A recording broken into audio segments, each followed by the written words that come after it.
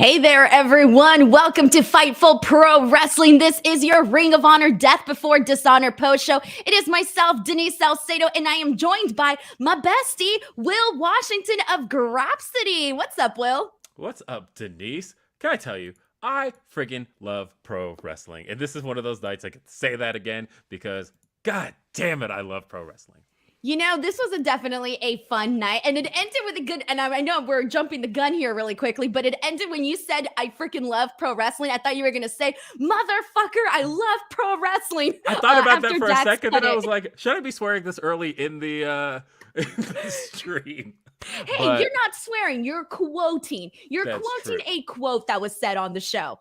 That is very, very true. How are you doing, Denise? I'm doing great. Honestly, like today's pay-per-view it felt so short, man. I couldn't believe it. Once we got to the main event, just like minutes before, when it didn't dawn on me right away. I see them coming out and I'm like, oh my God, it's time for the main event. Let's do this. It really just went by really fast, I think.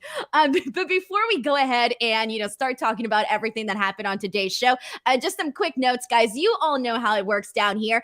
Please help and support Fightful in general. Help support Will and myself here today. Send in any super chats or humper chats, whatever you guys prefer. If you want to get your question, comment, or statement read on this show, it's a good way to get your thoughts in here, feel like you're part of the show, and also help us out. It really does tremendously. So once again, feel free to send in any super chats or humper chats, and we are going to go ahead and run down this show here today. So let's go ahead and kick things off. I need to start off by saying this before we get into the 0 hour. So, Will, do not be mad at me, but I didn't get to watch, and wait till you hear what I have to say. Okay, so I didn't get to watch 0 hour, and I was so upset because I started watching it, and I was like, all right, here we go. I'm good. I'm in my seat, this and that. But then couldn't get a bigger screen, and I was trying to get BR Live over to cast on my computer. I spent at least half hour trying to get BR Live to work on my TV, and just there was so much of the issues with the casting and this and that it was a nightmare. Before I knew it, I had done some sort of voodoo. I don't even know what I did, said a bunch of prayers, and next thing you know, I ended up mirroring it. That's how it ended up happening. I ended up having to mirror, from my laptop onto my TV. I had to mirror the show. It ended up working out, but unfortunately, I did get to miss a lot of the 0 hour. So I'm going to have to throw you the floor here, give you the floor. Will, please let us know. There was a lot that happened on the show. What went down for the 0 hour? Kind of give us a rundown. Yeah. And I will say that my Bleacher Report experience was mostly okay because I was able to get it going. Here's the thing. I watch a lot of old pay-per-views that I have in my Bleacher Report app. So I pretty much have it down to a science of knowing how finicky this app is. And it's like when it's spinning this way, that's when you can cast. But if it's going the other way, then you can't. The only time it died on me was during the main event of all times for the pay-per-view stream Will. to die on me. And it took me maybe so I missed 2 minutes of the main event. And luckily it was a long enough main event to where that did make a difference. But I had that issue. But for the most part, it streamed pretty clean from the beginning of the what is it called? 0 hour. Right, 0 hour. I'm not sure. I'm like kickoff show, no, buy-in, pre-show. No, 0 hour. That's right. The pre-show. That's all this is. But yeah, so I did get to see the pre-show as it went. But I'm still going to pull up the results just because I want to make sure that I am speaking on things correctly. First match was Colt Cabana versus Anthony Henry, who was accompanied by JD Drake. Colt Cabana, I love hearing his solo theme again. It almost disappointed me when he joined the Dark Order and all of a sudden I didn't get boom, boom hitting every time. And so to see him back in full-on Colt Cabana form, which we did get to see a little bit of at Super Card of Honor, but seeing it here again, and he just reminded us in a really fun match, it went about 10 minutes, that he still got it. He's still fun. He's still Colt Cabana. And there were a couple of times in there that I actually bought for a second there that JD Drake's interference would assist Anthony Henry in getting the victory. But at the end of it, I'm like, why did I buy any of that? Of course, Colt Cabana won. And he won decisively, cleanly, Colt Cabana remains a Ring of Honor staple, and it was a fun match, though. It was fun. It was a fun way to get the crowd going. It was a fun way to get them started. And first thing we got to see was like what the Ring of Honor stage was going to be. And presentationally, we got to see the new graphics, but the stage was the older stage that we're used to. But the camera angle was shot more like an AEW show. And you could see it ringside. It was mostly like AEW crew, AEW security. It was AEW refs. This was an AEW production. As a matter of fact, I mentioned to you, I texted you right before this.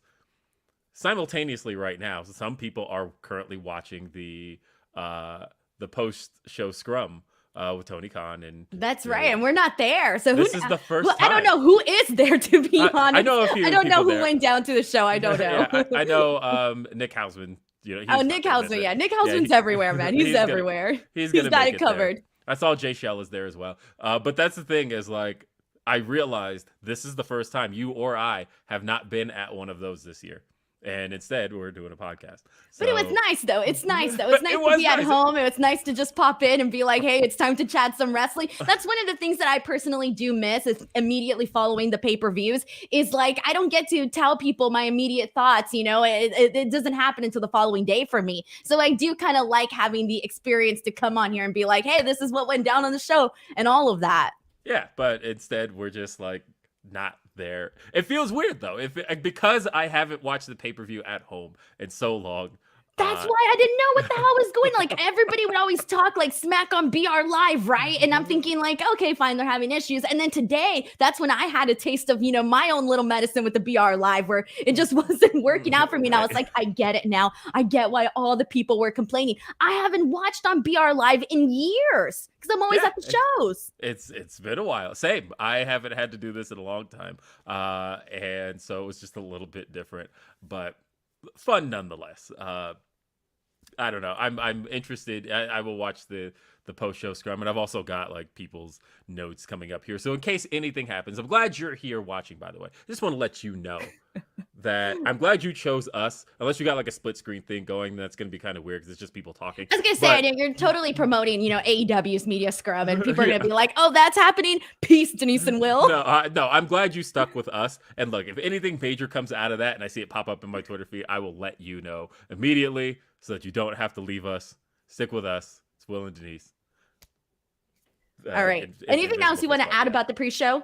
I mean, just that. So there was that match. And we saw a couple of others. We saw the newly formed team of the Trustbusters, which is Ari Daivari and Slim J, take on the Shinobi Shadow Squad. And that was mostly, it was a fairly short affair, and it was really just to get the Shadow Busters established. It was interesting because we saw that promo for Ari Daivari on Rampage last night, and then like here. So, and he was supposed to be like, what I think it was like coming soon or something, very soon, I guess, or was it coming next week? It was something along those lines, right? But then it's like, oh, but he's also on this 0 hour. I want to say pre-show, I want to say buy-in, I want to say all the terms.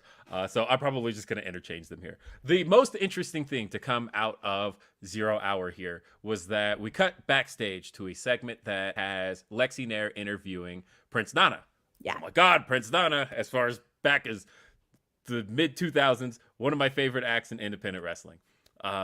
And he announces that with all of his riches, if you're not familiar with Prince Nana, this man is basically the Nigerian prince gimmick that ends up in your inbox from time to time. And Prince Nana is a rich man, and he's so rich, in fact, that he bought Tully Blanchard Enterprises, and it's no more. Basically, the group is now the Embassy. And so we're just like done with TBE, I guess. And he announces that he's taken over the whole group. He will be accompanying them from here on. TBE is no more. It's the Embassy. The Embassy, one of the better acts to come along from Ring of Honor in the last 2 decades. So I'm down with this. This immediately led to the 6-person tag match that we were going to see, which saw the Embassy take on Alex Zane, Blake Christian, and Tony Deppen. It was originally Tully Blanchard Enterprises, so immediately when it's like, no, this is the Embassy, like, okay, we'll see here. And oddly enough, much like Team Taz, I actually believe that Prince Nana is a better fit for this group than Tully Blanchard could have ever been. Fully believe that. And I think people had like that reaction too. Like when he came out, it felt like a pretty big deal for those that, had been following Ring of Honor and all of that. Yeah, it felt more true to classic Ring of Honor. And so that was really cool. That said, once again, much like Team Taz, Brian Cage doesn't fit again. Where I felt like the odd man out here, much like I did with Team Taz, is Brian Cage. I'm looking at it and I'm thinking, he's the only person who, again, feels like he doesn't belong in this group. And that is a crying ass shame to me that he just does not go in factions. Well, maybe it's because, you look at him and you look at the size and you look at how he is. I liked him in Team Taz, so I feel like a little bit differently in regards to that. I know people can say what they want, but like for me, I actually really dug Cage in Team Taz. I think it was just more so of like a lot of how things went down that maybe you can say, he didn't fit in this and that, but I was actually a fan of him in Team Taz. I didn't. So it was one of those things where him and Taz was a good combination. Once you brought Starks in, he completely eclipsed him on the mic. And then once you brought Hobbs in, then it was like, and Hobbs is kind of better muscle than him. And so all of a sudden, the two things that Brian Cage brought to the table were being outclassed. Taken away. Yeah, they were outclassed by the other two guys in the group. And suddenly he felt like the third rung in it. And again, here it was like he was the first to team up with Tully Blanchard. And it's like, okay, this could be cool. But then like, Khan is so much more physically impressive than Brian Cage that, again, I thought, damn, outclassed in his group again. So I don't know what's going to happen here. I feel bad because I don't dislike Brian Cage, but it is weird that every opportunity he keeps getting in this scenario, he keeps getting outclassed. This was a good match, though. It was a good showcase match. This was the longest match on the 0 hour. On the 0 hour. I'm going to get it right eventually. But the Embassy really got the show out. I feel like Alex Zane, Blake Christian, and Tony Deppen got to make us believe that they could hold down the Embassy and they could defeat them. I bought into it a little bit of like, they're going to lose their first match. That's not right. And then, of course, it never ends up happening. So either way, I thought it was a good showing for him to start. But the final match of 0 hour featured one of my favorites. Those of you that know me and know the podcasts I host know that I'm a big Willow Nightingale mark. She's a sweetheart. Yeah, she's a sweetheart. She is. And I am a believer in Willow Nightingale. When her music hit, the crowd going nuts for her, and they were chanting for her throughout the match. She got to show out and defeat solidly, decisively Allysin Kay. Great showing here from Willow Nightingale. Again, and so this is one of those, it was designed to sell you on the show, and I feel like it did what it needed to do. And so that was 0 hour. Sweet. Well, let's go ahead and get into some of these super chats and let's see what people are saying so far. Then we'll get some more stuff in. All right. So we got Van Twinblade who says she screwed Will. I love it. This is still getting over, man. This happened like weeks ago. Look at me. People were yelling that at you, by the way, at Warrior Wrestling from the crowd. I don't know if you noticed that during the intro. No, I couldn't hear it. People were yelling that at you. It was so great. We got C. Romero who says, to Denise, this is Will's show, poser. So take a stroll. Grapsody in the house because that's how we roll. Yuta versus Garcia was a sleeper. FTR versus Briscoes. Damn, I'm the most over heel in Fightful Pro Wrestling right now. I got the people like C. Romero sending money just to come call me things. I appreciate you, C. Romero. Let's see what else we got in here. We got so many of these. Here we go. This one is from Brent Lockman who says, brain can't process the greatness we just saw. Looking forward to you trying through just incredible main event and overall show. We'll get through all of that good stuff. We got Greg Poulin in here who says, Allie and I want to say thanks tonight. Thanks for tonight, Denise. You're welcome. Greg and Allie, they got to watch the show for free today because they won my giveaway. So thank you so much for coming in here today. Dang, we got heels C. Romero. Who give away too? Huh? So you're a heel who gives away? How can that be? I don't know what to tell you, man. Sometimes You're supposed to be working against the crowd. Working to get cheered over your competition is not how this works.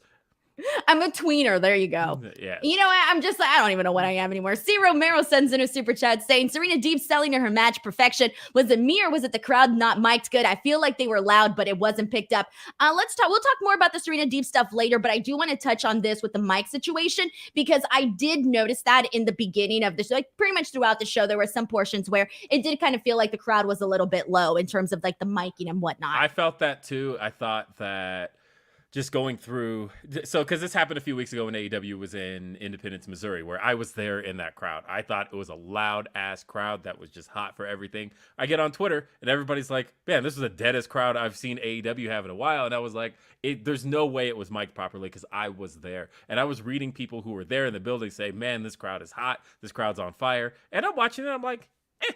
And so I think there was definitely a miking issue here for sure.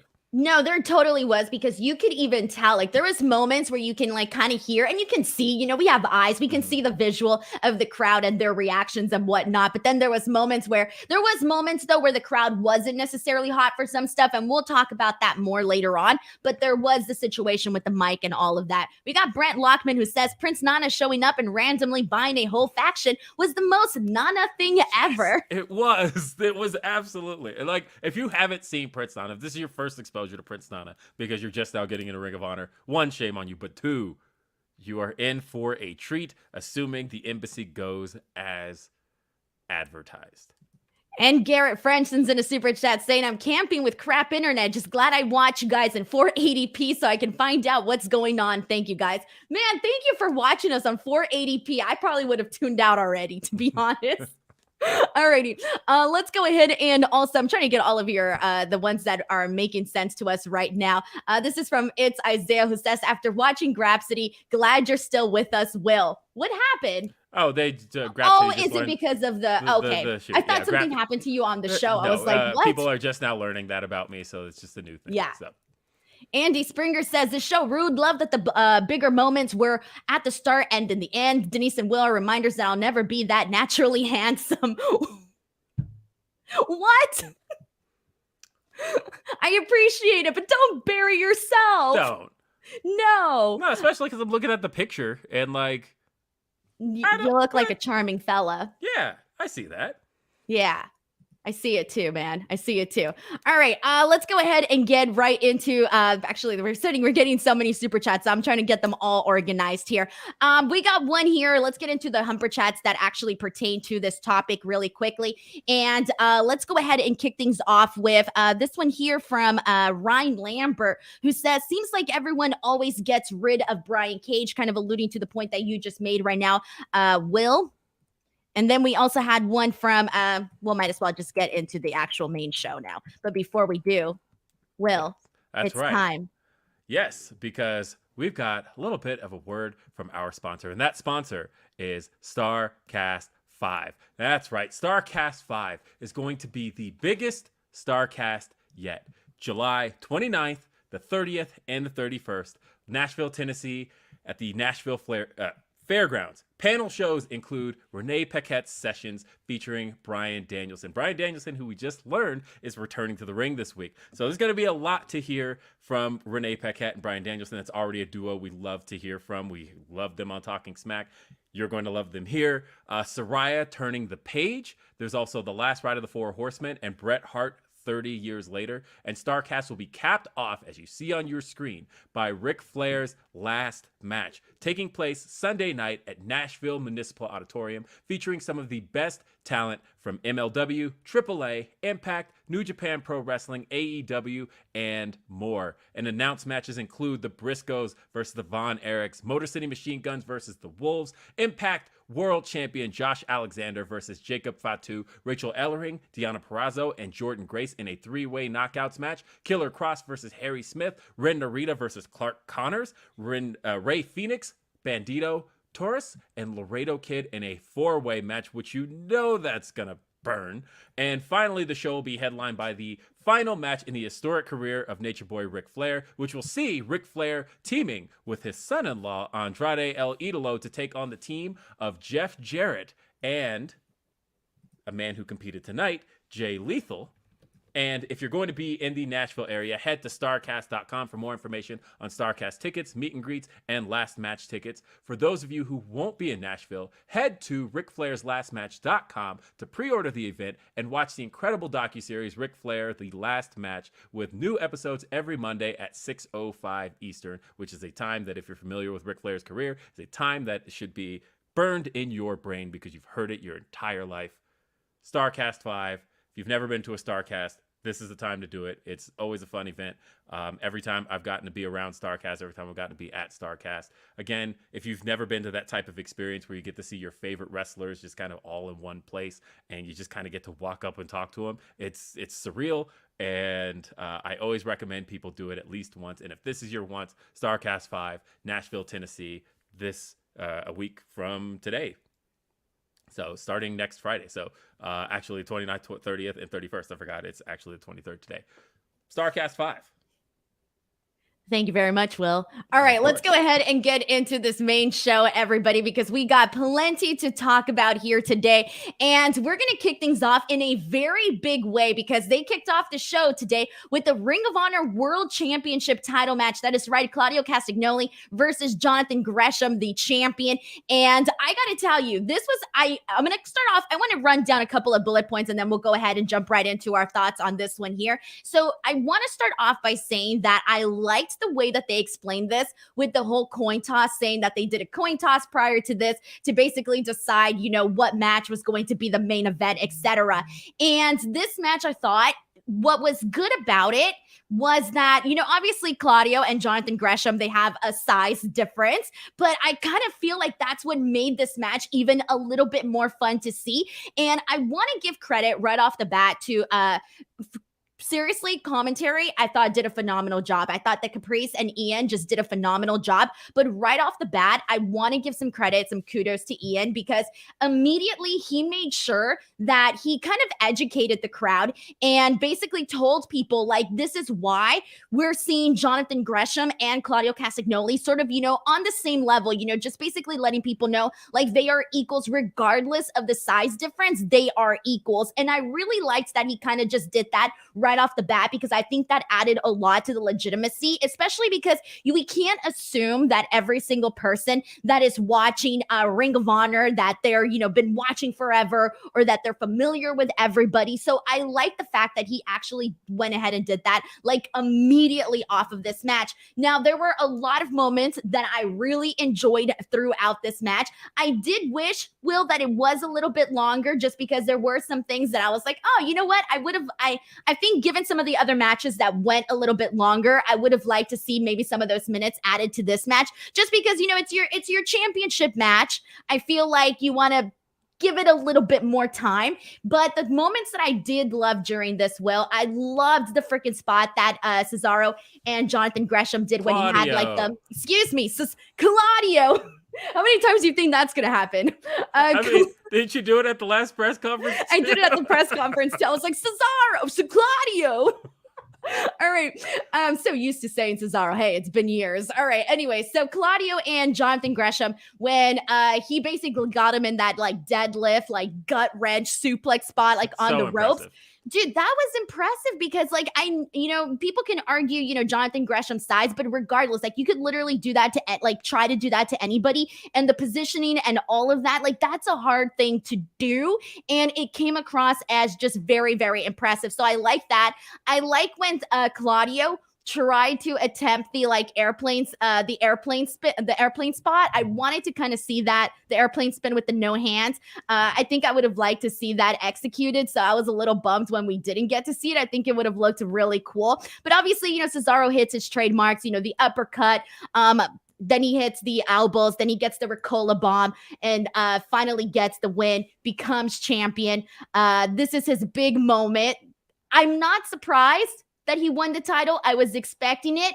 And I kind of feel like now with Claudio as the champion, it kind of feels like this was the official first champion for this Tony era of Ring of Honor. Like, even though obviously Jonathan Gresham was already champion when Tony was running the show, this kind of feels like the official start of the Tony era. So Will, what were your thoughts on this match? And how do you feel about Claudio getting the title? And did you enjoy this match?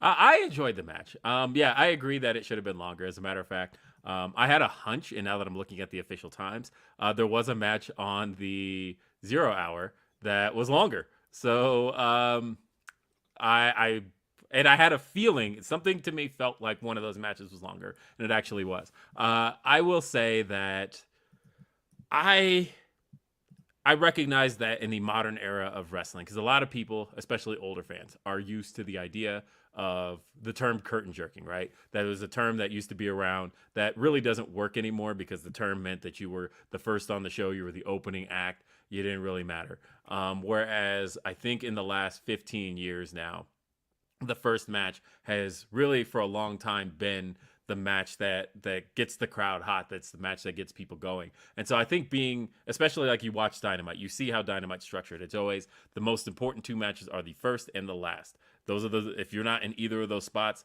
then everything else is kind of below that. And so I feel like this was structured in more of a Dynamite type way. I appreciated that that shout out to my dude Bobby Cruz. He popped the crowd in a way where nobody was really expecting that match to go on first. In the way that he starts off with the following contest scheduled for one fall, takes that pause, is for the Ring of Honor World Championship, and that's a great way to pop a crowd when they're going to get the title match first. And I was a big fan of that. Then I turned to Twitter, and Twitter, not a big fan. Twitter immediately saw this kind of the same way that a lot of older fans saw it, which is, oh shit, we have Jonathan Gresham in this position, so we can already tell this is about to be a burial. Like, they were already down on it. I wasn't feeling some of the negativity on that aspect of it. Now, that said, I also see that a lot of people are upset that Jonathan Gresham lost the Ring of Honor World Championship. Are you really? I saw more people that were excited for Claudio. You don't follow enough black people, because people were upset about this.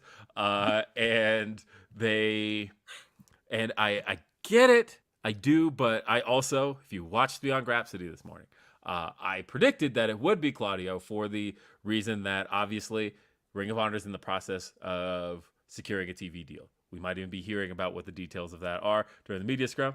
I don't know. But I felt like if they were going to try and sell the brand, I feel like Claudio is a guy they're going to try to sell the brand on. That he kind of fits the mold of, I don't know, big, strong dude who can do it all in the ring. And I think Jonathan Gresham, I love Jonathan Gresham. I've seen Jonathan Gresham in many different promotions just this year. Guy had a killer match at Terminus just a couple days ago. Jonathan Gresham is that guy. That said, I do know that when Jonathan Gresham is on screen, and it's a really unfortunate thing, if you turn, again, the mistake I made, I see you, chat, of turning to Twitter, is the fact that every Jonathan Gresham match that ever airs on TV turns into a debate about his size. Every time. And I saw Jordan Grace tweet about it earlier of like, why do we do this? Like, this is a thing that he doesn't have any control over. But at the same time, he's a great cerebral performer in the ring. I loved his targeting of the leg. I love the fact that Claudio started with the swing rather than ending with the swing, and it really felt like he could have done that swing for a really long time. I actually liked the video package beforehand, which established that Claudio had done so much in Ring of Honor. He got a lot accomplished. He's a former Ring of Honor tag team champion with Chris Hero, the Kings of Wrestling. But as far as Ring of Honor was concerned, as far as any promotion he's performed in is concerned, that man has not won the big one. He has not had the world championship. And so that was a big deal here. And one of the things, if you've been watching Claudio back in WWE or even before WWE, but it's especially before WWE, going back to his Chikara days, all of that, the one thing that he did best was worked with smaller guys. That was almost his bread and butter. When he got in there with a luchador, forget it. That's the thing he did best. And you saw it in this match. Honestly, that's what you're saying. Like the whole, height thing coming up, like we can say it out loud, but that doesn't have to be a disadvantage. It could be an advantage. And they made it work in this match. Yeah, and that's how I felt about this, right? That, Jonathan Gresham, I thought, filled a role that Claudio is very familiar of having opposing him, which is that he has a smaller opponent that is taking advantage of Claudio's size. I almost did it. Of taking advantage of his size, targeting his knees, targeting various portions of his body, and he works with that so well that I thought the moment this match was announced, I was like, okay, it's Claudio versus a smaller guy. It's Claudio versus Rey Mysterio. Seen that a million times, and it was great every time. This was another case like that. I thought it definitely, when Claudio hit his finish, my immediate thought was, okay, this is a finish that he's just now getting established, and no one's kicked out of it yet, and I don't think anybody's going to kick out of it now. And sure enough, 1, 2, 3, that was it. See, here's the thing, and I know that you're saying a lot of people are mad, and also because it's the opening match, but I feel like there was a lot that basically indicated that this was the direction that they were going to go in. To me, it felt really freaking obvious. And Yes. well, not everything is always set in stone, and you can be so positive in a prediction and all of that. But to me, it felt very obvious that, like, hey, Claudio coming off of his, WWE run, let's be real, he's got that buzz coming off of that, and we've seen, and hey, you know what? You can talk about MJF's promo where he says that, if you're next WWE guy, you get put in these very special spots. You can even argue that if you want to throw that into this. But I just feel like it was very obvious that Claudio was going to be winning this match. And that's why I said in the beginning, I knew that people were going to see this as like kind of a diss, having him having the Ring of Honor World Championship defended in the opening match, and kind of making it seem like Jonathan Gresham is less than. And that's why I liked instantly that Ian Riccaboni basically said, like, no, this is basically adding to that credibility of who these two people are and why they're doing this, and they explained it right off the bat. And to me, it was also very obvious that we were going to be having FTR and the Briscoes main event, because that's like the big, matchup that everybody's talking about. And was talking about heading into the show, excuse me. And also, you were at Supercard of Honor. It was another case of like hindsight on that one, was that should have main evented that show too. Like, obviously you had the Joe debut, so you couldn't really do that. But like FTR versus the Briscoes was the hottest match on the show. The crowd was insane from the moment the entrances began. They were screaming for everybody. It was top guys, them boys, top guys, them boys. And if you looked back at that show and we're learning from any mistakes made, the biggest mistake made was you killed the crowd after the hottest match, FTR versus the Briscoes. So like immediately your thought doing that match again should have been, this match goes on last. I don't think that was the wrong call at all. Also, hate to say it, and it's really just the build and where things had gone. This world title match was the 4th most hyped match on the show.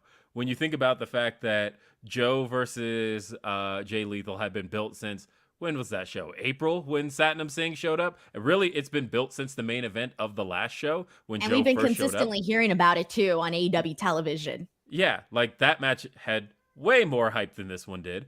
And really, Wheeler Yuta and Dan Garcia also had a lot of hype going into it, and had been built on TV a whole lot more. This one just kind of ended up happening when Claudio came out on Rampage and said, he didn't even say anything. He just came to the ring and then acknowledged that he's challenging for the title. This had the 4th most hype. Like, I appreciate that it still got put in a prominent position, in a position to get the crowd kicked off hot. I thought it was a good match. I probably would have had it go longer.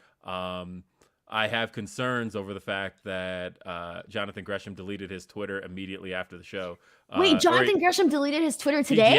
He deactivated like immediately after the match. Shut up. I did not see that. Yeah, so there's a lot of questions about that. I don't know what's going on, but wait, because he was getting stuff? Because he was mad? Do we know? Did he tweet prior to this? He didn't. He just went and deactivated. Is it because he just didn't want to hear people's criticisms or critiques of the match or complaints?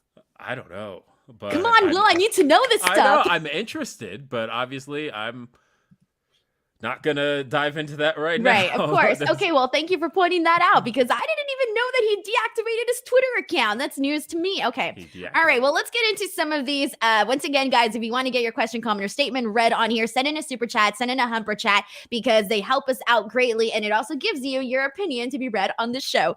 All right. So here we go. This is from It's Isaiah, who says that the Claudio match seemed off to me. Not sure why. I guess, depends on how you felt about it, right? Oscar Villanueva says, kind of feel bad for Gresham. Good wrestler, but Tony Khan evidently wants to go a different direction with this title. Do you want to add to this, Will?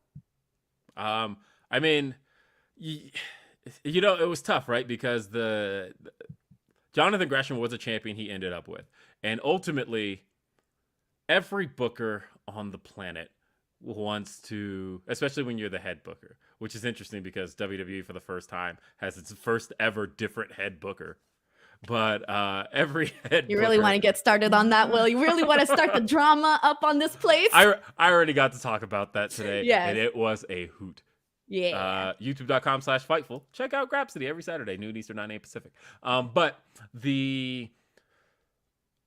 So starting out as a new booker and you're kind of inheriting all your champions, and it's like you kind of want to go in your own creative direction. Jonathan Gresham was a champion that TK did inherit. That wasn't somebody that he had necessarily planned on. I mean, you had the whole Bandito controversy and everything that went down there with Final Battle last year and all of that, but like ultimately the plan was always going to be for Jonathan Gresham to walk away with the title. But that wasn't necessarily the direction that Tony Khan was planning.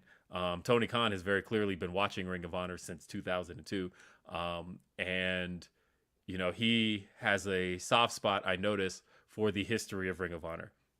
The embassy is here. Hello. Sorry, I am currently being joined by my cat. So I apologize. Your cat looks like a skunk with the little white stripe. Wait, I'm like, well, that's a cat? Yeah, this is my cat. Which one is this? This is which one is this? This is Lily. Lily. I have two cats. They're both black cats, but one of them has white. One of them looks like a skunk. Yes, one of them looks like a skunk. But anyway, so you're saying like he kind of inherited you, and he inherited. Right. But that sounds kind of weird. But he inherited Jonathan Gresham as a champion, right? That's why I said earlier on. And what I was saying, though, is Tony Khan clearly has a soft spot for the history of Ring of Honor. We saw that. He brought back the embassy tonight. Immediately upon signing Samoa Joe, it was like, oh, you're going in Ring of Honor. And Claudio Castagnoli, of course, having the history in Ring of Honor, I think was something that and Claudio Castagnoli had for previous title matches. They talked about Death Before Dishonor, I think, in 2007, where he did get the challenge for the title but came up short. And so we talked about the fact that he's had these world title matches in Ring of Honor but never won the big one. And I think he was more about that history, the older history of Ring of Honor, than maintaining what they had established really in those final pandemic months. And that's the thing. That's why initially, like the second I saw, Claudio, hold up the belt, it really was this indicator of like, okay, this is the new era for the, Ring of Honor, the Tony Khan era of Ring of Honor. And so to me, it was very crystal clear that, first that was going to be the decision heading into it. And then secondly, that's how it felt, afterwards, seeing the victory and all of that. We got a couple more comments in regards to this match. This one is from Notorious Gerg, who says, seemed like Gresham didn't want to be there. He didn't come out in his usual gear and just went straight to the ring quick, maybe upset with outcome. I don't know, and I don't want to speak on that because I feel like I don't want to I didn't get that when I was watching this match. I didn't get that, I don't know if you kind of noticed that, but I personally did not. I did notice, and Phil Lindsay had tweeted that he noticed there was really no pomp and circumstance to, of course, because that's Jay Lethal's entrance, ha ha ha. But no, there was no pomp and circumstance to the Jonathan Gresham's entrance. He felt like it was very just quick and to the point, and it's felt like even on Rampage we've seen more out of Gresham's entrances than that. So that was something that I noticed maybe a little bit. I didn't take enough from it, and I don't like to make assumptions along those lines because I have people I can just ask for that, and I haven't done that. So I'm not going to make any assumptions on this show here.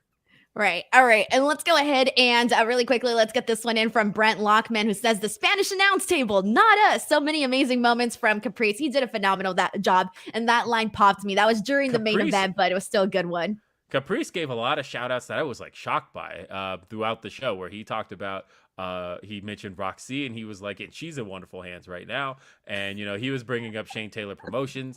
And he brought him up a few times on the show. And I just thought, I thought that was a name we were not going to hear on this show. But Caprice did his thing, and I love it. Good for him. Good for him. It worked out fine. Clearly, we noticed. All right, let's go ahead and move on to the next match here. The second match of the night we had was for the ROH World Six-Man Tag Team Championships, and we had Dalton Castle and the Boys versus the Righteous, Vincent Bateman and Dutch. I got to be honest with you. I think this was a match that I personally felt the point was crystal clear for me. Getting your belts back to these guys. You know, Dalton is with a Ring of Honor. So I figured, okay, this is very crystal clear. They want the titles back over here. You know, Vincent's doing his thing with Impact Wrestling. I don't know if he's signed fully with Impact Wrestling or if he's on a per appearance deal. I'm not sure on that. But regardless, he's doing his thing over there in Impact Wrestling. So this kind of felt very crystal clear to me in terms of like the outcome and the purpose behind this match. At least this is just me assuming. I gotta be honest with you. I didn't care for this match. I didn't think it was good. I didn't think it was entertaining. I kind of felt like it was very, there were a couple moments that got a couple of people that were, you know, excited about it.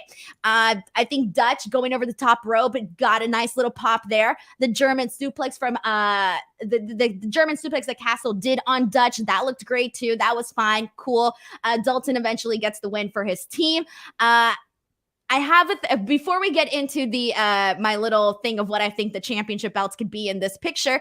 I want to get your thoughts on this because you seem to be disagreeing with me, Will. And that do you agree? Do you disagree? Did you like this match? Share your thoughts. I like Dalton and the Boys as an act. I don't know that I care for them as wrestlers, and that's kind of a disconnect I have in these types of matches. Again, this was another case of feeling like you said, getting your Ring of Honor, and I mean your being Tony Khan, getting his Ring of Honor under his control. Yeah, getting everything in order, getting everything he wanted in place. And in this case, it felt like Dalton and the Boys, you know, obviously we've seen them on Dark. We've seen them before, doing things with Ring of Honor and AEW. And so we knew that this was going to be a case of getting those belts back over under the Tony Khan umbrella. He did. And it wasn't that long. And as a matter of fact, this was officially the shortest match on the card. And yeah. How long was it? 9 minutes and 40 seconds. All right. Well, I felt all those 9 minutes. You didn't feel like this was the shortest match on the card at all. That's why when I literally had to ask you how long this match was, because it felt a little bit longer to me. I'm sorry. I feel bad being like, oh, like I didn't like this match. But truthfully, I'm not going to sit here and tell you I like something when I don't like something, you know? No. Denise is going to give you complete honesty. Me, on the other hand, I'll just blow smoke up your ass. No, I'm just kidding. You'll sugarcoat it a little bit. Remember when we were doing Raw, we had the whole he's tall moment? Yes, that's great. Speaking of which, you and I have to address the Max Dupree stuff at some point. Because we'll save it for the end of the show at some point. I don't know. We'll see. But, okay. I'm going to say that the reason I don't have a massive opinion on this match is because I was getting dinner at that point, and so I was gonna say because you didn't care. Will, it's okay to say you didn't care about this match. I was preparing my dinner. I looked up. You were like, nah, screw this match. I'm gonna go get my dinner. Look, I can see my TV from the kitchen, but yes, I was preparing my dinner at this point, and I had tacos, by the way, in case anybody's You think you'd be preparing your dinner during freaking Samoa Joe, Jay Lethal, or during FTR and the Briscoes? No, you probably wouldn't be. No, unless you were. I don't know what you do. No, I mean, this is street tacos. Like I had, it was very good, by the way. Shout out to my wife upstairs. She's not dead. I was actually just pointing upstairs. Why are you making it seem like your wife is dead? No, you were like upstairs. I was like, no, I do this show in my basement. She's just I totally snorted right now. It's because you were like my wife, and you were pointing up. I'm like, bro, she ain't dead. I know, she's physically here. Poor right, woman. right there. She makes you brilliant tacos, and you're out here putting. She needs to. Oh man, I'm gonna have a little chat with her. She's out here busting her butt, making you some brilliant tacos, and you're out here telling everybody she's upstairs. She is upstairs. She's physically upstairs. Anyway. Okay, so let me pose something to you here really quickly, please, Will. go ahead. I was kind of thinking about the championship belts and this and that. So just an idea. What do you think about these? Because we've all been waiting for the AEW trios belt. That's been a really big conversation. What do you think? Why are you looking at me like that? What do you think about these? I've heard some stuff that I can't say right now. Okay, well. What do you think about these championship belts kind of being those belts that we see kind of defended on both brands, on Ring of Honor and AEW? What do you think about that? Hate it? Don't hate it? I don't hate it. I don't think it's going to be the case because there's stuff happening. That's all I'll say on that. But I don't know. I thought it was funny that poor Stefan Smith, referee, gets handed the 3 belts and he's like trying to like lift them and hold. It's very easy for tag titles to just lift one. I was hoping he would just like hold one in his mouth and hold the other 2 up. Be like, yeah, this is the tag titles, but he ain't get to do that. Alrighty, well, let's go ahead and press on from here. After you buried my idea, you're like, nah, that's stupid, Denise, and it ain't happening. Shut up. Thanks. Look, I sugarcoated it. I didn't say that. I could have said that. You know what? You could have just told me straight out, Denise, that's a stupid as hell idea, and that's not what's happening. I can take it. I think AEW would be better off. Fine. I'm going to tell you how I feel about it. Go for it. I think with the amount of trios AEW has, I think they are better off establishing their own trios belts simply off the idea of the trios within the company. When you've got groups like House of Black and you've got the Elite, you've got the Undisputed, whatever the fuck they're going to call themselves, Adam Cole and Red Dragon. You've got the Best Friends, and you have various combinations of the Dark Order. There's so many things you can do there that I feel like the lineage should start in a company that has already spent the last 3 years establishing trios rather than bringing in belts from elsewhere. Now, with that being said, because I completely agree with you, but with that being said, the reason this idea even popped up in my head was because right now, the Ring of Honor roster that we know of is very, very, very slim. And there ain't very many options, which is why I was thinking there's a lot of options over here and very little over here. Yeah, but at the same time, Tony's got to figure that out with the Ring of Honor roster. Don't bring AEW into that. Alrighty, we've settled this. It ain't gonna happen. All right, moving on to the next match that we got here. We got the Pure Championship match between Daniel Garcia and Wheeler Yuta. Now, when I was asking people, hey, what match are you really looking forward to? Besides, FTR and the Briscoes, Daniel Garcia and Wheeler Yuta was one of the matches that I saw up there where a lot of people were like, this has the potential to be match of the night. This has, all of this. People are really excited about it. In terms of this match right now, we got no comments from people sending them in terms of super chats or humper chats, which is kind of telling me otherwise. But okay, this is your opportunity to get your thoughts in. So send in any super chats or humper chats and prove us wrong here that people want to talk about this match, because I think I want to talk about it personally. But let's get into it. So, like I said, this was a match that people were really looking forward to. And how long did this match go, Will? Do you got the time on here? I do. I feel like 15:55. Okay. You had a timer at the bottom. You could have just... Yeah, I know, but I forgot. Well, I had a lot on my plate, okay? So anyways, 15 minutes, right? They did a lot. Okay, in these 15, 16 minutes, they did a lot in this. I think that they made sure to try to include as much possible in this match, and they had a nice little build. We're seeing all of this grappling, all of this transitioning, some cool stuff that we got to see between both guys. Some of my favorite parts are just moments that I want to point out. Immediately following that slap exchange is, I think, when it really kind of picked up and went into like a a different level, right? It just, went up a notch, a little Garcia higher. going down from it was chef's kiss. That was great. Chef's kiss, like you said. One of the portions that I really liked immediately after the slap exchange was Yuta doing the crossface, Garcia locking in the sharpshooter right after that, but then Yuta turning it into a bulldog choke, and then right after that, we get like the knees to the head of from Garcia to Yuta. I really liked just all of that very quick, transitionings and getting in from one moment into another. I really liked that, and I loved how it all kind of looked and how it ended up like culminating to the finish where we finally see Yuta get the win with the he had like a backslide. I don't even know how to explain that. Whatever. Okay, where am I here? Will, help me out here. He had like a backslide. I'm blanking here. Backslide. Pin. Backslide. Yeah, there you go. Thank you. Okay. Thank you, Will. Thank you. So the point that I'm trying to get at here, though, is I really do think that they did a lot in this match here to just kind of, I don't know, add to it. And I did build up. Will I say this was a great match? And they're correcting in the chat because it was the awful waffle pin. And Thank the whole you. point there Thank was you, that chat. it was what Finally, someone had my back here. And it was what he learned from yes, his thank time you. with Chuck Taylor. So with that being said, I do want to say this. I think this match was good. It wasn't necessarily great in my opinion. I think that they kind of like, it really wasn't until, like I said, until after that slap exchange where I really felt like it started to pick up this momentum. So while they did a lot heading into it, I just didn't think that it was necessarily like super great. I thought it was good. It was fine. It was an entertaining match, but I wouldn't put it up there with like one of my favorite matches in terms of like what I've been seeing throughout the entire year. I felt like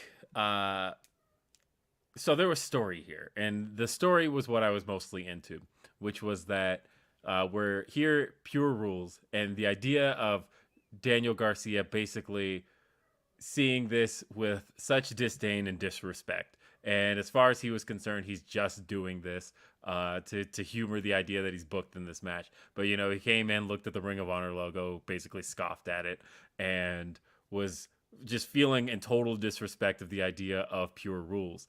And then but as the match went on, he kind of it felt like before it kicked into high gear, he was just humoring these rules of this pure wrestling style that, as far as Daniel Garcia is concerned, he's a sports entertainer. He doesn't give a damn about any of this. And I like that. I also loved Regal on commentary throughout, by the way.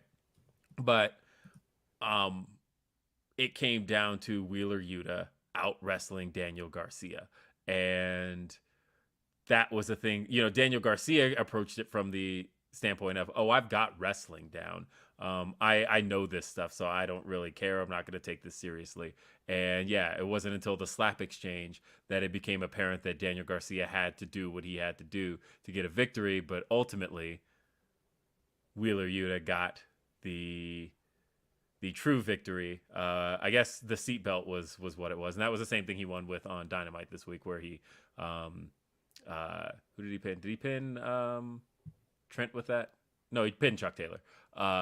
And so it's just continuing on with that story. I thought this was great. I had a lot of fun with it. Again, though, it was the story more so than the action. But once the action even kicked in, it became kind of a hoot. And it seemed like, more than anything else, this is not the end for these two.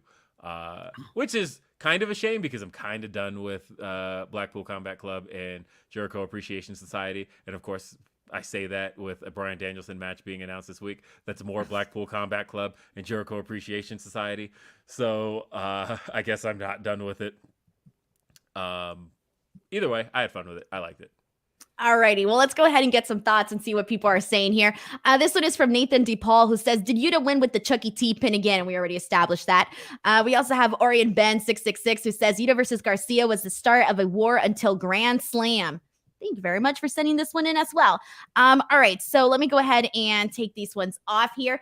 Let's go ahead and take a quick little Blue Chew break. Hello. Is your penis limp? Would you like it to be erect? Fortunately, BlueChew.com and the code Fightful is going to help you out an awful lot. Maybe you're having trouble with that. Maybe you just want the confidence. Well, BlueChew.com and the code Fightful is right for you. Free Your first order is free. You just pay $5 shipping. There are a few other steps you go through. You consult with the online physician. If approved, it's shipped straight to your door in a discreet package. But your first shipment is free with the code FIGHTFUL. It's got the same active ingredients as Viagra and Cialis, so you know they work. But they work on your schedule or whenever you're not ready and you want to be ready, whenever the mood arises. It's in a chewable form, very easy, very simple. Help yourself out. Give yourself that confidence with BlueChew.com and the code FIGHTFUL. And we're back. All right, guys. So we're going to go ahead and hop into a match that I really, really enjoyed. And it was actually my, I hope I blocked the right user. I'm trying to block these porn bots. Did we block the porn bots already? Hey, they're just after some Blue Chew. That's all right. Hold on. Let me see if I got the... it's not letting me block the porn bots. All right. Whoever can block the porn bots, Will, if you can do it on your end, it's not letting me on my end right now. I just did. Thank you. All right, cool. So, thank you, Luis. I think that's why I couldn't block them, because they were already blocked. But those damn porn bots, they were like, we feel you. Let's come in. All right. Shouldn't have said it that way. All right. Blue Chew. Moving on. All right. I want to talk about this match because this match freaking rocked. And at this point of the night, I legitimately felt that it was a match of the night at this point. And it was Dragon Lee and Rush. And I got to tell you, this was so much fun. All right. Where do I even begin? Let's see where I want to get off. There was just a bunch of different stuff that happened. Getting off. All right. Your terms tonight are phenomenal. And I was going to let maybe 3 of them slide, but this is the 4th or 5th. I don't know why I speak this way. It just comes out. That's not what I meant, though, okay? We all know I don't even know what I'm talking about anymore. Let's get into this match. All right, there was a lot of great moments during this, and I really feel like they just got the crowd really behind them during this match. So some of the awesome moments that we saw here, Jesus Christ. All right, we got some really nice, a tope from Rush right off the bat. We got... Dragon Lee getting tossed throughout the barricades. And when Rush does that, it's very fun to see because he really goes in full intensity, full throttle. So that was really great. Obviously him just showing a lot of charisma, stomping Dragon Lee, all of that good stuff. We saw a dive from Dragon Lee to Rush onto the table, which kind of looked a little sick because he barely got him in the stomach. So if you depending on the angle in which you saw it, it almost looked like he just went straight into that table. So it was kind of a little brutal to watch there. A double stomp from Dragon Lee, a really nice chop exchange between both of them inside the ring and even outside of the ring. We saw a little exchange there. Belly to belly suplex where Rush literally just freaking throws Dragon Lee he's a rag doll, man. Then he does another one inside the ring as well. They tease a count out. After that, we end up seeing after the count out, we do end up seeing that was when the second belly to belly happened, excuse me. We see the bull horns to Dragon Lee. Dragon Lee does the Liger Bomb. So you essentially see both of these guys executing their maneuvers, their finishers, and both of them essentially not being able to get the win from there on. We end up seeing Rush play a little bit of possum, and it was very subtle, and this essentially allows him to execute the bullhorns again, and that is how he is able to eventually win this match. Now, I feel like I didn't do this match justice because it was so exciting to watch, and it was probably at this point of the show the most different thing that we had gotten from all of the previous matches that we saw prior to this. And I just think they went out there, they did a kick-ass job. Will, how did you feel about this match? Spot foo is my, to steal a phrase from Righteous Reg, my favorite type of pro wrestling. And they just went out here and kicked each other's asses. I'm not going to go spot for spot like you did because I feel like you did it justice. I'm just going to talk about how I felt. And how I felt was that pro wrestling freaking rocks. And this is one of the reasons why. Look, Rush has kind of had a little bit of an uphill battle since coming to AEW. I feel like most people who know Rush's work know what he brings to the table, but if you didn't, it's kind of hard to see it established. And I feel like even though this is Ring of Honor, I feel like we're still dealing with mostly the AEW type audience. But yeah, it just felt like these two went out there and just went balls to the wall, kicking each other's asses, just doing crazy cool shit and great spots, and getting the crowd going and turning a crowd that was I feel like up to this point also reached their highest point in the show. Now I feel like the main event is the true highest point of this crowd, but the crowd was way into this. Didn't even have a vested interest in either guy. They could have taken Dragon Lee, they could have taken Roosh, but I feel like Roosh got to show out here and really show that he is something. I can't believe this guy is about to face, after that, is going to face Moxley on Wednesday. What? I do have one recommendation. He needs new music. I know this is music he's been using since Ring of Honor. It's some of the most generic stuff that exists out there. Get Roosh some new music. For the love of God, get Roosh some new music.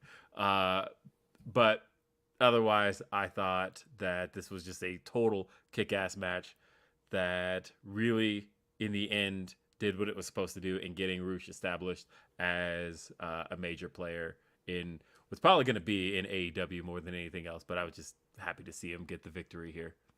Exactly. I feel like if you play your cards right, you got a real big star in Roosh. And so to be able to kind of just see him go out there and be like, this is why.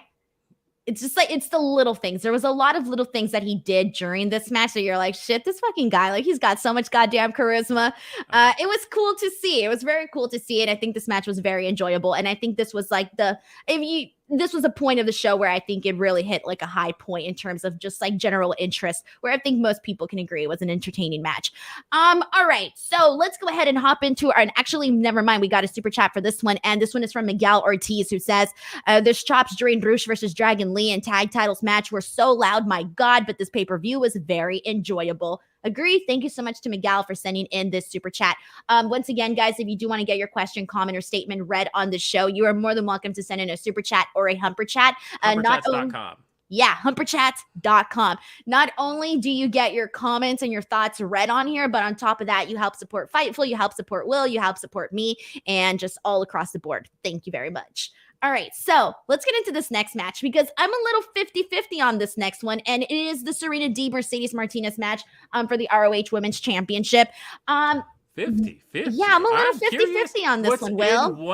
What's in one of your 50 and what's in the other? Okay, well, now that you put me on the spot, you know, like, I enjoyed this, but I enjoyed it too, but that's why I'm 50-50. Some Denise thoughts. We're gonna even cross my legs here. Oh, I got. Oh, thanks for throwing the floor. Just like let Denise share her thoughts. Yes, okay, my 50-50. I'll start off with the parts that maybe didn't really like work for me. I think honestly, I had a lack of interest going into this match. My interest was not that high for this one, and I'll just be completely honest. My interest was not really there. So I think that goes into the part where I really wasn't like completely invested in this. And usually when I'm not invested in a certain match, usually if it's like really, really great, I'll get brought on. I'll be like, screw how I felt before. This match won me over. And I don't necessarily think that this match did that for me. While I did enjoy that they got a lot of time, there was a lot of, moments that I did like in this match. Obviously, Serena Deeb, she goes out there and she does, really good submission stuff. So we got to see all of that play in there. And I did like that. There were some fun moments in here, like Mercedes doing kind of like a hanging dragon sleeper on Serena. I thought that was really cool.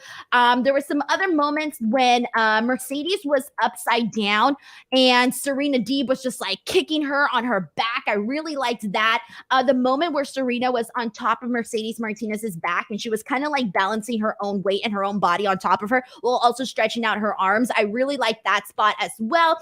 I did kind of feel bad though, because when they kind of did, and I don't know if this was a mic thing or if this was legitimately like a crowd thing, but when they had that moment where they were both like kicking each other with both of their feet, that was supposed to be like their, we saw that slap exchange. That was really, exactly. That was really great. And the people were like, yeah, I didn't feel like this necessarily got that reaction for it. I don't think they got the reaction that they had kind of hoped for. And so it kind of lacked a little bit of that pop during that moment there. The fire German suplex though, that from Mercedes to Serena, I thought that got like the biggest reaction from the entire match. So I did like that. Serena biting the arms of Mercedes. We saw kind of something similar to that earlier on in the night. So I didn't really get like all, It was kind of like a repeat thing to me. The crucifix that Mercedes was attempting, I didn't think that looked very great. Serena locked in the Serenity Lock, cool, but we finally get Mercedes to actually win this match. But I just didn't really think that, even though there were some decent moments in this, I thought as a whole it was still missing something. So that's why I'm 50-50. Like, there was stuff that I liked, but it didn't win me enough. My interest level did not go up. Like 30-70, Denise. Pick a side. Okay, fine. 30-70. No, I'm 50-50. 50-50. Yeah, I'm 50-50. I don't know, because you're good. Okay, fine. Wait, 70-30 in terms of 70 me not liking it, or 30 me not... Where are we at? I went with good, bad. So based on my review of what you heard, how do you think I felt about it? I think you felt more negatively, because you had a lot more to say about... You were like, well, okay, here's a couple of things I like, but then here's a novel about what I hate. But Will, because you were like, well, let me sit down. And so I was like, okay, well, now that I said I'm 50-50, I got to really prove my point as to why I felt 50-50. I felt 50-50. Okay. Pick a side, Denise. Don't just straddle the middle. I'm scared. You know what happens to people? I'm scared, Will, because every time I say I don't like something, people are like, you're the devil. That's when you just mute those and people. So I'm and never scared to show my feelings here, you know? Okay, I will start off with a couple of notes. One, Mercedes Martinez had new music here. I couldn't really hear it. So I don't know. I'd have to give it a shot on its own to know what the deal was there. As far as the match itself was concerned, I agree with the fact that it seemed like it was struggling to pull the crowd into it, and there was very clearly some things in the match designed to pull the crowd in. It also felt like Serena Deeb had more of the crowd on her side, and that has been kind of a recurring theme in AEW. And I was thinking going into this that Serena Deeb probably should get a victory here, mainly because she has come off so much like somebody who can't win it when it matters.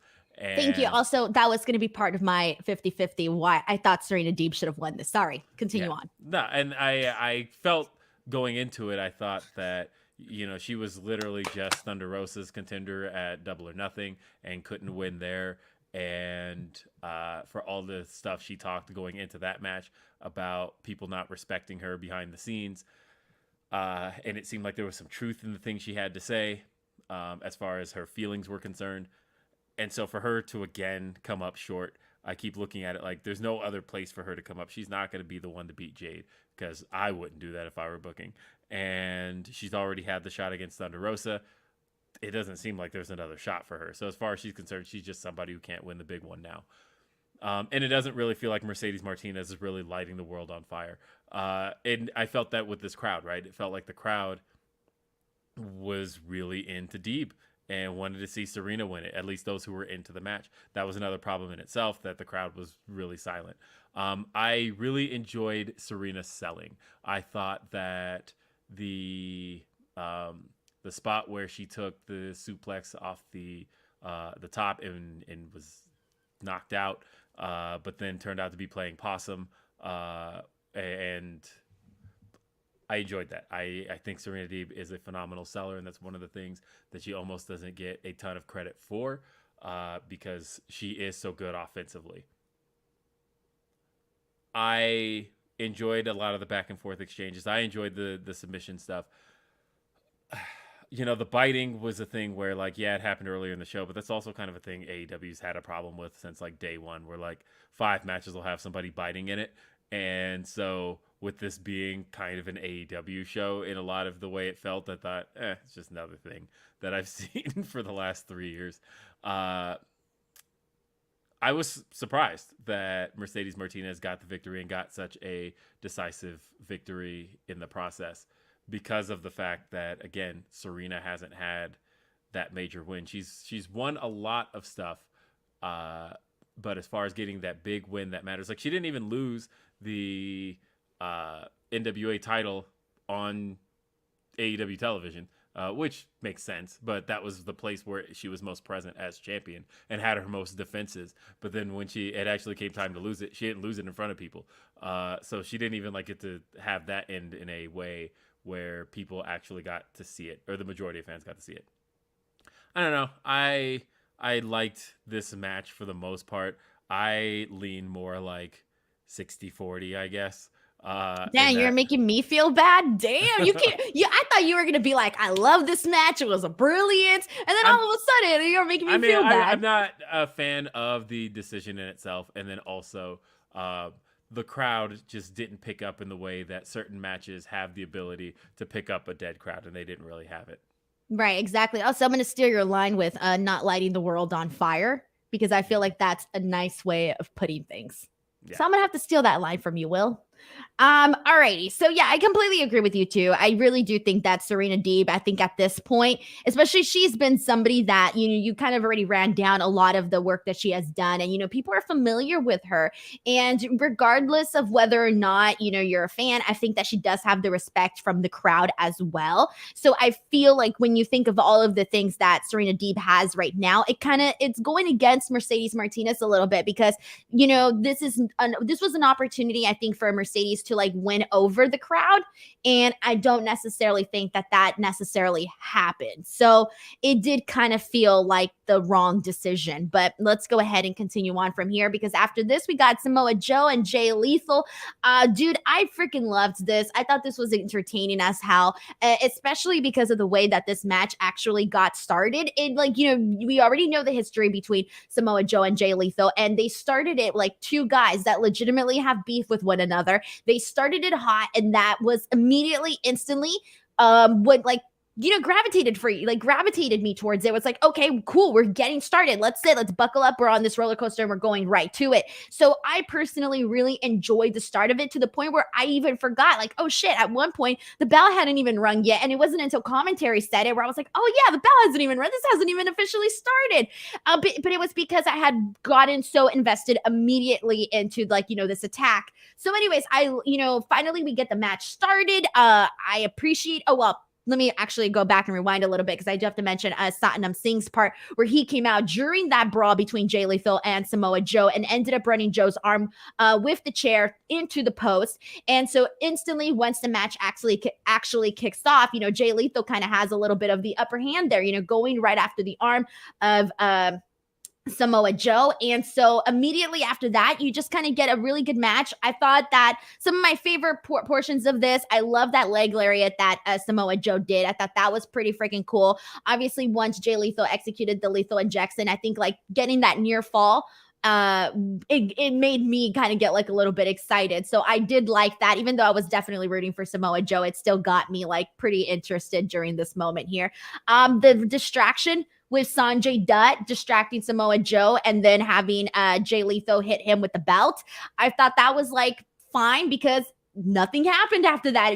Samoa Joe, he kicked out of that. And I liked it because the crowd had a really good reaction to this spot. So I enjoyed that too. Finally, Samoa Joe gets the win. And I got to say, for what it was, I thought it was entertaining. Liked the way it started, kept me interested, enjoyed it all. I am with you on this. I thought you were going to say in disagreement. I was like, oof. All right, I'm going to just starting everything like that with a facial expression that completely disagrees with what you're going to say. Now, I'm with you on this one, because I wasn't sure how I was going to feel about the shenanigans that, this being Ring of Honor. Did I really need a whole lot of that? But I appreciated how the match got started with, it got started on the ramp. This was technically the most heated rivalry that this pay-per-view had going into it. This, like I said, all this stuff started back in Super Card of Honor, but even Satnam Singh came into play here at the Dynamite in New Orleans that had the weird ending that everybody hated, that I got to drop the scoop on. FightfulSelect.com. But of course, yeah, as was pointed out, none of that stuff really mattered before the match. We got to have the big moment where Stephon Smith got to eject Satnam Singh. and that's always a big crowd popper. So then we get into the ring. Samoa Joe at a distinct disadvantage because he's already been beaten up, ambushed before the start of the match. And from there, I thought that this was one of the best showings that Jay Lethal's had in... This is really an AEW show. Like, I know it's Ring of Honor, but since signing to AEW, like both these guys are signed to AEW. And I thought that this was probably one of the best showings he's had so far. And that's not to say that Jay Lethal's even had any bad showings, because he really kind of hasn't. I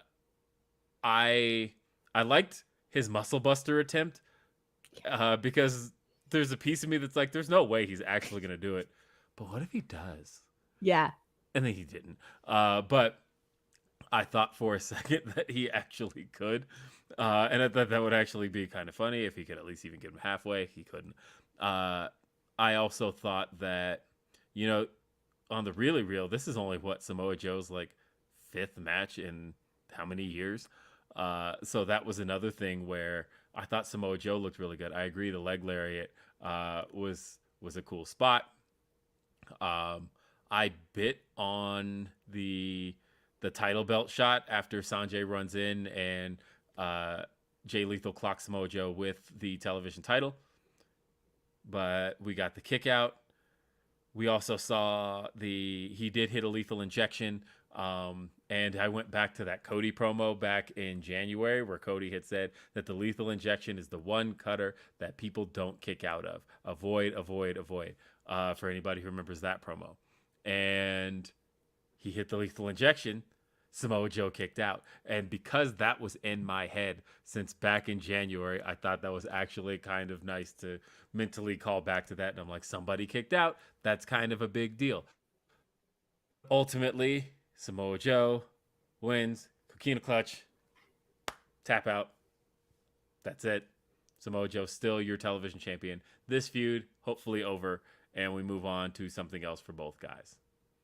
Good stuff all across the board. We didn't get any super chats or humper chats on this one, but don't worry, that's okay. Let's go ahead and before we move into the main event, I really, really quickly want to go into the lineup for Fight for the Fallen and kind of talk about some of the matches that were announced for this because we got some good stuff.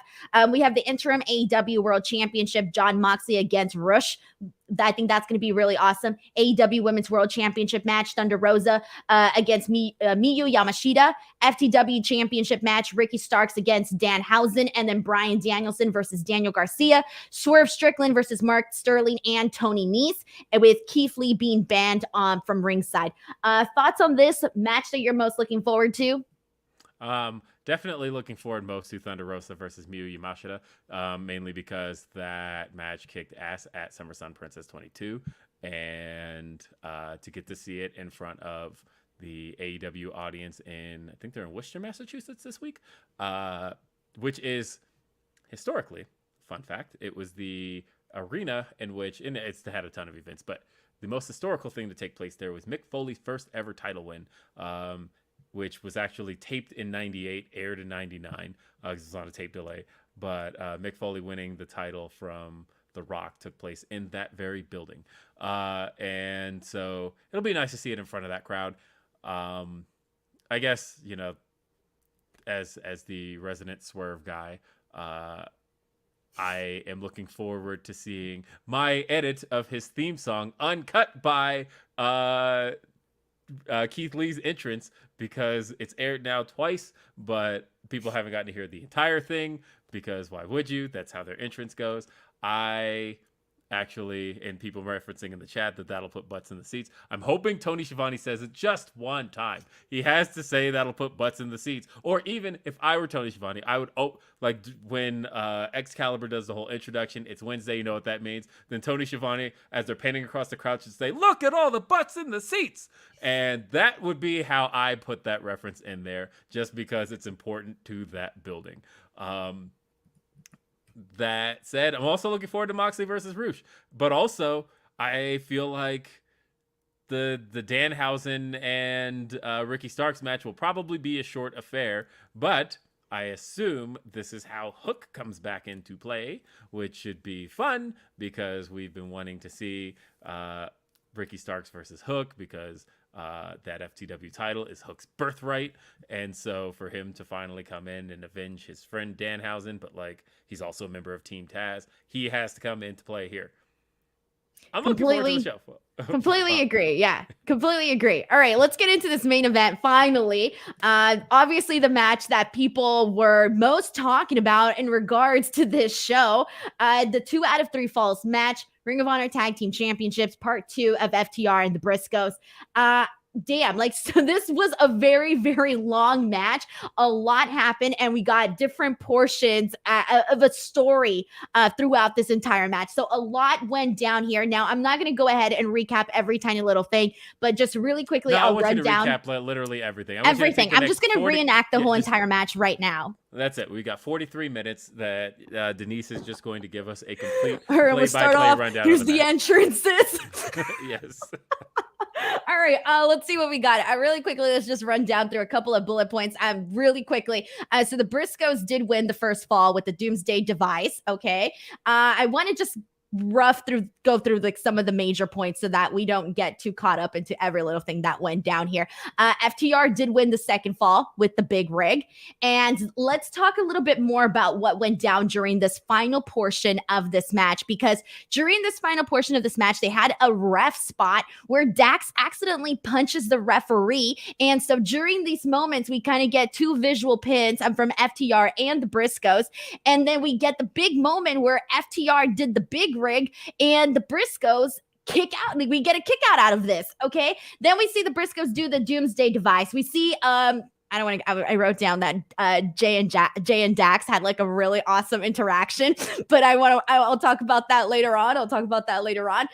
We ended up seeing Cash put Mark through the table, but he nearly missed the table at one point, which it looked like he barely got it. So that was pretty interesting to see from there. And then finally, Dax did the power driver off the top rope on Jay for the actual win.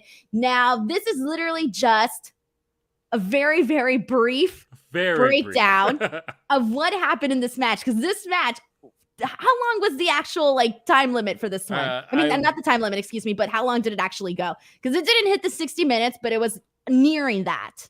Let's see. I have a window somewhere with it, but I think it was around like 43 minutes. I don't know where my window went, so we'll go. All right, but it was a good amount of time is what we're trying to get at here. Oh, and there it is. It went 43 minutes 25 seconds. Look at that.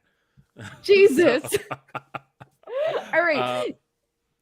Okay, so Will, let's start off with how you felt about this match, like overall. First off, this match had the all-time greatest punch exchange ever.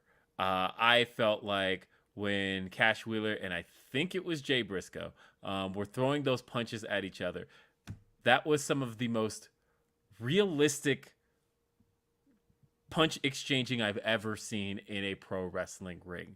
And I love that. That stuff looked absolutely great. Again, storytelling here. Going back to the promo that the Briscoes did with FTR that aired on YouTube, and we've seen highlights and clips of. But one of the things that was the goal for the Briscoes in this match was that they didn't just want to win. They wanted to win 2 straight. And so, and they had been establishing that they were going to sweep them. They weren't interested in this match going to 3. And so when they got that initial pinfall off the Doomsday device, it was like they could pull this off. Now, of course, if you've been watching pro wrestling long enough, you know that they weren't going to. But I like the story of the idea that now FTR has to work from behind. But in the process of working from behind, FTR did exactly what the Briscoes said they were going to do, which was win 2 straight. So then not only did the Briscoes lose, but they lost back-to-back in the way that they said that they were going to do it to FTR. So I also liked that little story, that little side thing that they got their comeuppance there. So much violence in this match. Dax Harwood bleeding from the chest. By the way, that sign in the crowd that said Dax's mustache gives me hardwood was No, yes. I didn't see that one because I saw the one about the White Claws, somebody asking TK to have White Claws, and then there was the one about Vince day one without day Vince, one something DV, like AV or something after Vince. Vince, Yeah, there you go. But yeah, this was so the bleeding from the chest of Dax Harwood, just kind of showing the intensity of the exchanges. But then Cash Wheeler also getting busted open. But then the Briscoes also bleeding. But it was all very intentional blood that could have all come hard way. And then, of course, our referee, Paul Turner, also gets busted open. This was a match where everybody bled. And I don't give a shit what anybody says. I've been watching wrestling my entire life. And I'm 34 years old, God damn it. Blood makes wrestling better. And that is just something that you will never convince me otherwise, because in real fights, people fucking bleed. And in this match, I saw people fighting. I saw them fighting like hell, and I saw them bleeding in the process of it. That, to me, is pro wrestling. This match was pro wrestling. Go ahead. Sorry to cut you off, but I literally thought you were about to do the I'm a man, I'm 40. When you were like, I'm 35, I was like, bro, he's about to go off and be like, I'm a man, I'm 40. But I'll say this. I had fun with this. I had a lot of fun with it. Did I have as much fun as the first match? I don't know, because I was there in person and screaming my head off, and then the Young Bucks came out after it. I was like, oh my God, it's the Young Bucks. But in this particular case, I still had a hoot watching it from my couch. There were some really believable near falls. As you mentioned, both teams visibly got the victory with Paul Turner out, right? And the first one to get the victory was actually the Briscoes, right? The Briscoes actually did have a visible pinfall on Dax Harwood. It was a 1, 2, 3, 4, 5, 6, 7, 8, 9. The fans saw it. They knew. And same with, and then FTR got a visible victory. And we had the kick out after the big rig. But ultimately, I thought the finish was brilliant. I could have seen the internet exploding over the idea, especially people who are already kind of anti AEW, anti this type of wrestling, would have exploded off of the idea of somebody kicking out after a pile driver off the second rope. And the fact that Dax hit it and got the pin, and so undecisively in the way that he hit it, and then just kind of like with the best effort he could, rolls him over and pins him with literally just his shins on his shoulder. Great stuff. Great storytelling. Great action. Great professional wrestling. I can't believe I've gone as long as I've gone, having never seen FTR versus the Briscoes until this year. And now I've gotten to see it twice in 2022, and it ruled both times. 2 out of 3 falls. I had a lot of fun with this. This was an A+ match. It was definitely a lot of fun. And I think all of the moments that you mentioned, that I mentioned, just kind of added to a lot of what, just like everything that went down during this was really, really cool. I think that they gave the people what they wanted, in the sense that they wanted a good, lengthy match that involved, just a bunch of different stuff incorporated into it. And, in the beginning, like, you can tell right away, obviously they're going to go long. This is a 2 out of 3 falls. You can tell in the way that they were pacing themselves. And then as we continued on, you kept seeing that continue on. Right. And so I completely agree with you. I thought that a lot of the stuff that they did here was fun, but let's talk about the post-match stuff too, because afterwards, FTR, they did their, little promo where they, invited the Briscoes into the ring. They had, Dax was, saying like, motherfucker, I love pro wrestling. Call me a mark, this and that, I don't care. And it was just a lot of that. And then afterwards, we ended up seeing Claudio and Wheeler and Regal coming down and staring down FTR. So thoughts on what you thought about the closing, and then also just how you felt. Like, were you surprised that, not surprised, but rather what's the direction that you think that they're going to go in with the Briscoes next? I Okay. With the Briscoes, I don't know. What other tag teams are there in Ring of Honor? So it's hard to say right now. It's really hard to say. So I don't know. I feel like there's plenty of options though. Like there's plenty of directions because again, there's so much we don't know about Ring of Honor. We don't have any weekly TV. We don't know anything yet. So I know, feel like I'm like, given that gives you plenty of directions. Like, I don't know. But so I have zero clue what you do with the Briscoes from here.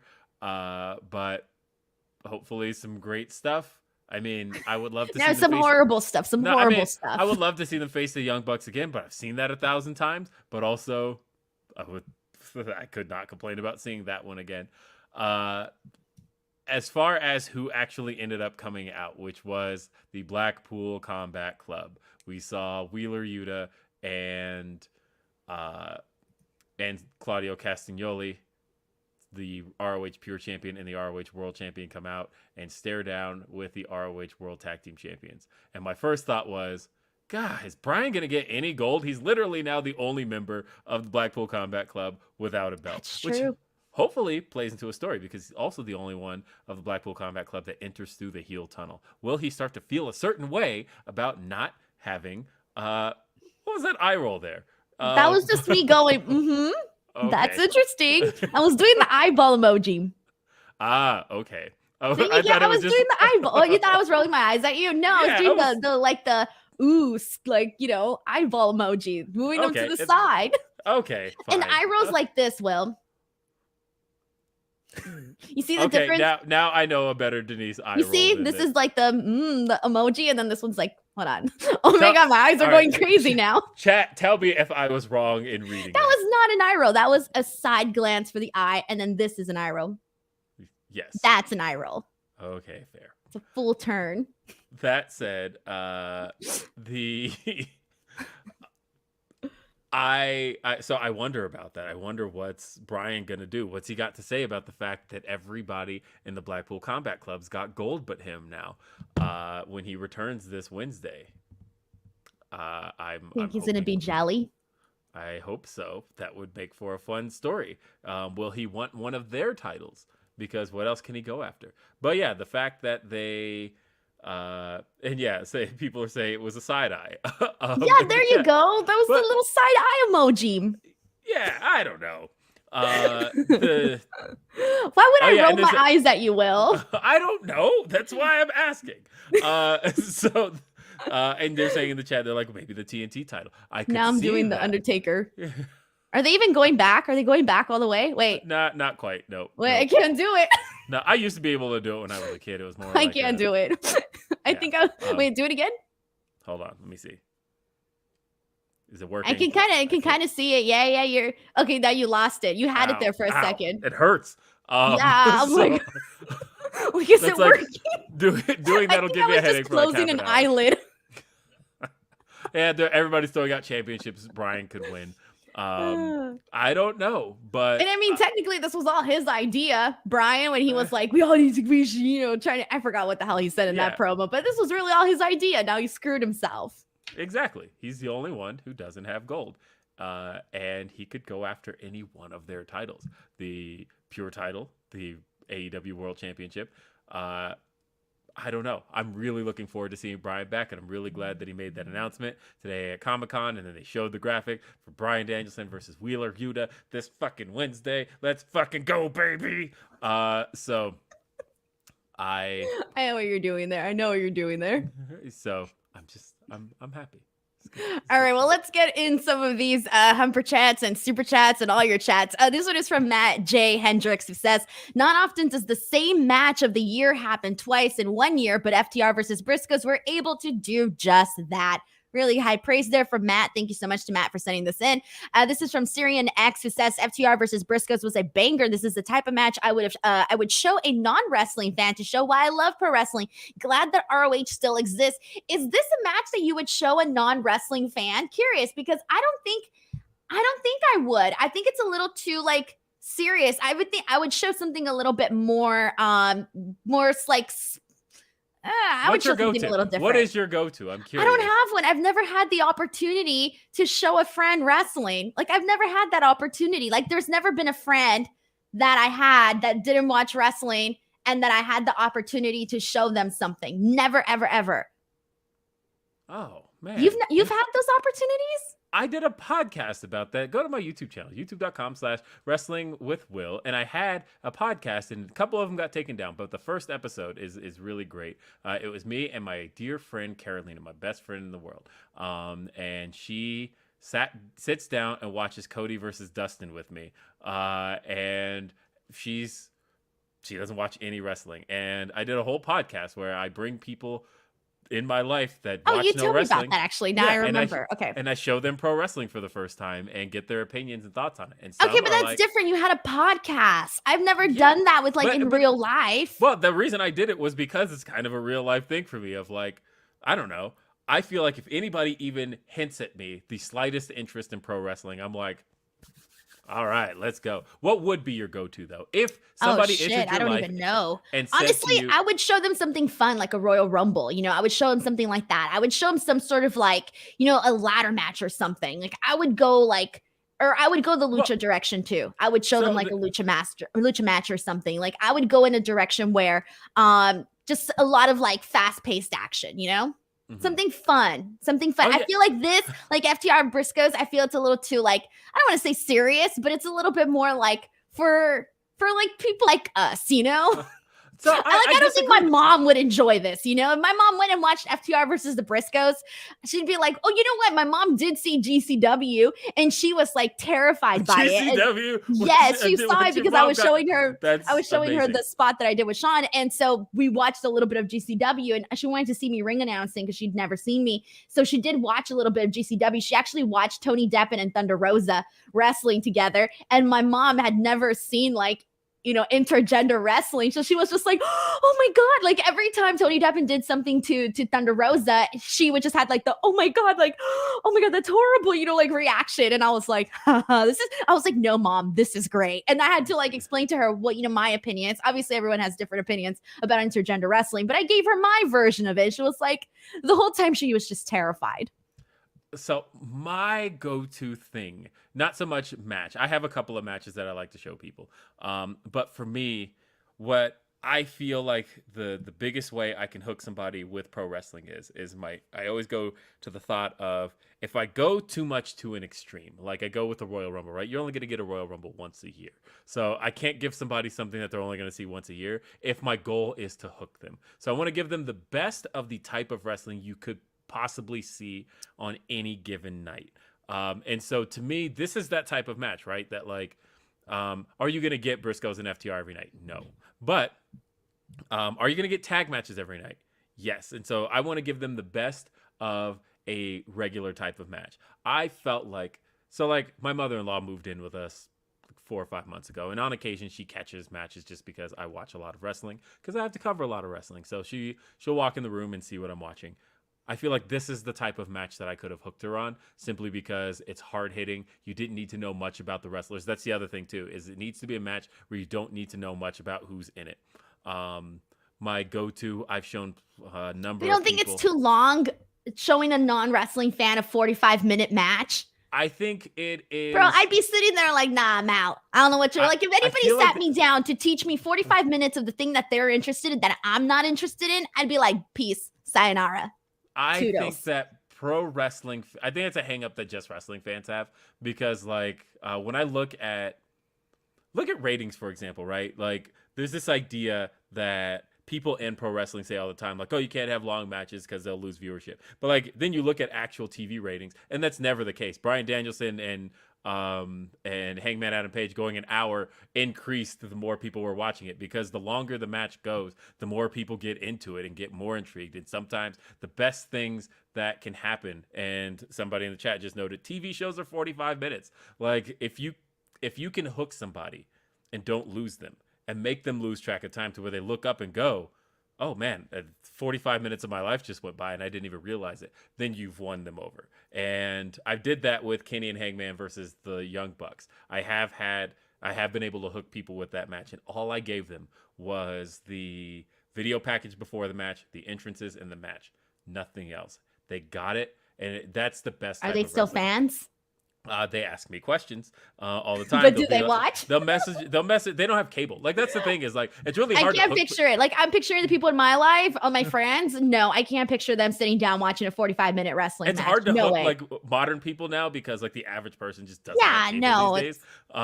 But because another one I like to use is the triple threat Brock, Seth Rollins, and John Cena is another match that is just so kind of like emotionally like get you on the edge of your seat, and it features guys besides John Cena that you could see today. So I don't know. I like doing that kind of stuff. I love talking to non-wrestling fans about pro wrestling if they're interested. If they're like, if I am at least good enough at reading people to be like, don't talk to this person about this. They don't fucking care. But if they have the slightest interest, oh man,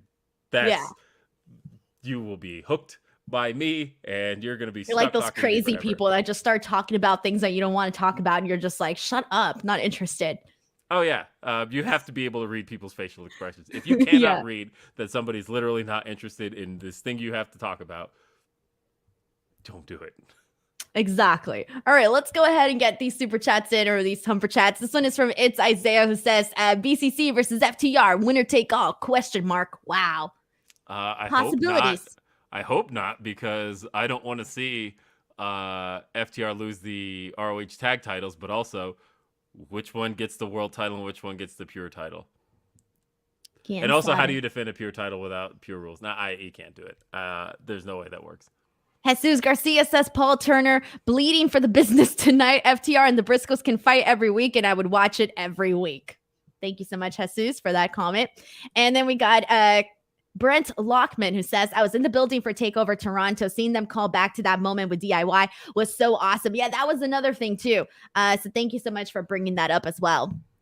Thank you to Brent. And we have another one from Kai, who says this match was rough and stiff, hard-hitting shit. I appreciate the rhyming, by the way. Thank you to Kai for sending that in too. And all right, let me make sure that we got all of these super chats. We got a couple more from earlier on, and then we're going to go ahead and wrap up this show. All right, so this is last call, everybody, to get your chats, your super chats, your humper chats, whatever you want to go ahead and send in. This is the last chance for that. All right, this is from Ryan Lambert, who says, took my new girlfriend to Forbidden Door. She was hooked into all of it. I think that's a pretty good one, actually, to take people to, like a long, like not like a long pay-per-view, but I feel like the AEW what show was it? Might have been Revolution. Damn, I forgot what show it was that my fiance took his nephew to, and it was like the show where he really got to see a little bit of like everything that AEW has to offer. It might have been Revolution. Well, at Forbidden Door, I told this story. Somebody brought it up in the chat and wanted me to bring it up, but there was the security guard I sat by the whole show who had never seen wrestling before and had no idea what he was like even at, but because he had to face the crowd the majority of the time, he was like using his phone and like selfieing to like watch it over his shoulder. And but the thing he was like most taken by, and I was enjoying watching him, was him just looking at the facial expressions in the crowd and him asking me questions like, oh, who's that guy? Oh, who's this guy?